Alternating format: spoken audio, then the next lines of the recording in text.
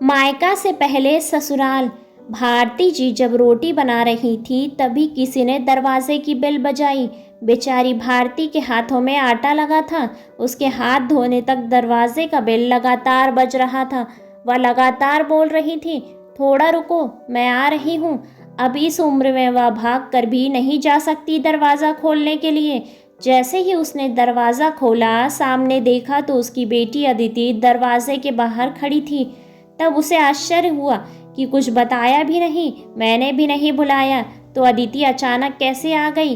अपनी बेटी को देखकर भारती बोली, आने से पहले बताना तो चाहिए था। अकेले ही आई हो क्या? जमाई जी और बच्चे कहाँ हैं? भारती ने एक साथ कई सारे सवाल किए। तभी अदिति बोली, माँ, क्या कोई अपनी प्यारी इकलौती बेटी का ऐसे स्वागत करता है?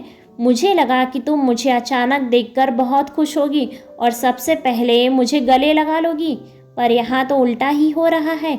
शायद तुम दुनिया की पहली माँ होगी जो बेटी को ससुराल से अपने घर आते देख खुश होने के बजाय चिंता में पड़ गई है। क्या मैं अकेले इस घर में नहीं आ सकती? क्या हमेशा दामाद और बच्चों के साथ ही आना ज़रूरी है? इतना बोलकर अदिति घर में प्रवेश कर गई और अपना सामान रखकर बोली, भाभी कहाँ पर हैं? भाभी जल्दी चाय नाश्ता लेकर आओ, आपकी नंद आई है। बहू घर पे नहीं है, अपने मायके गई है। माँ ने कहा, अच्छा इसलिए तुम घर संभाल रही हो और खाना बना रही हो? तुम्हारी बहू के तो बड़े ठाठ हैं। बहू मज़े से घूम रही है और सास घर संभाल रही है। देखो ना, अपने बहू के आने से पहले ही खाना बना कर रखा है।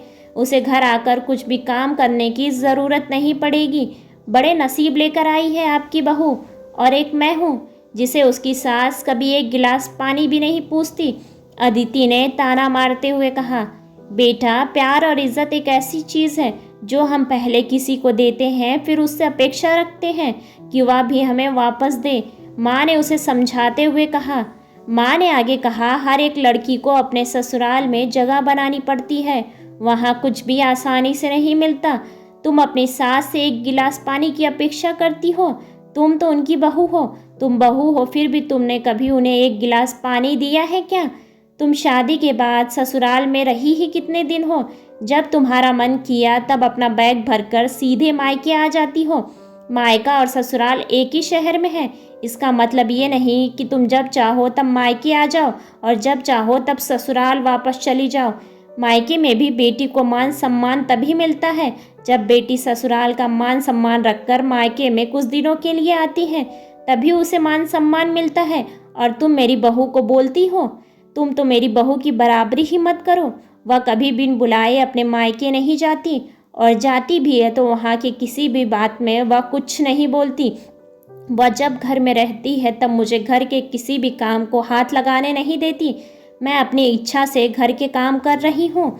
अपनी बेटी को माँ के सिवाय अच्छे से कौन समझ सकता है? मुझे तुम्हारा स्वभाव अच्छी तरह पता है।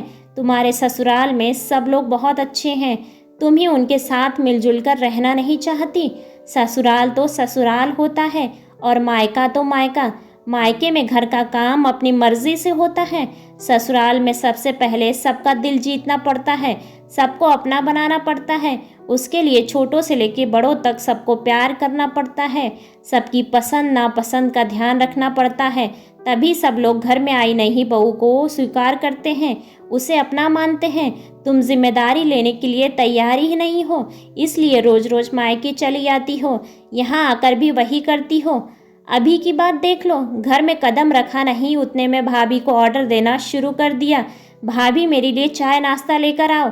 वह व्यक्ति घर में है या नहीं, वह कैसी है, उसकी तबीयत कैसी है, ये पूछना भी तुमने ज़रूरी नहीं समझा।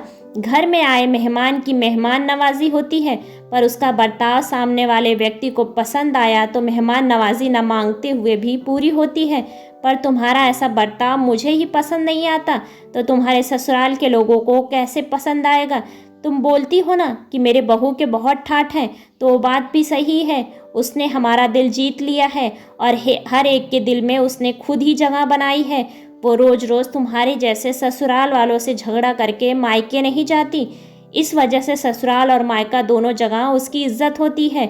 जब तक उसे अपने मायके से बुलावा नहीं आता तब तक वह नहीं जाती। आज माँ ने ही अपनी बेटी को उसके दोष दिखाए। क्योंकि उसे लगता था कि अपनी बेटी को अभी नहीं समझाया तो वह कभी नहीं समझेगी। तब तक बहू भी घर आ गई। उसने अदिति को देखते हुए बोला, अरे दीदी, आप कब आई? मुझे फ़ोन किया होता तो मैं जल्दी घर आ गई होती।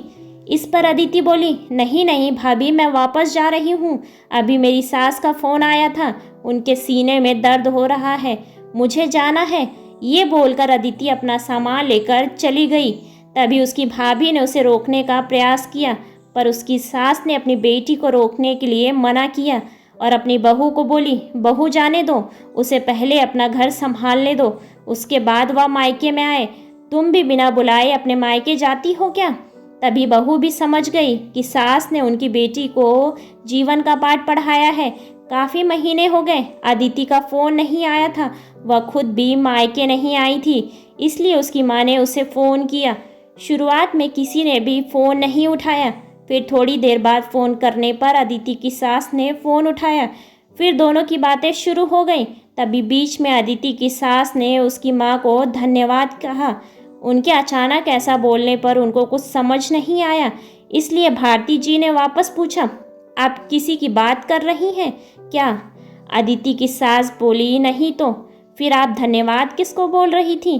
भारती जी, आपकी बेटी बहुत समझदारी से बर्ताव कर रही है, सभी को अपना बनाने की कोशिश कर रही है, सभी का मनपसंद खाना बनाकर खिलाती है, घर में बहुत ही आनंद का वातावरण बना हुआ है, कोई भी झगड़ा नहीं, जैसे घर स्वर्ग बन गया है मेरा।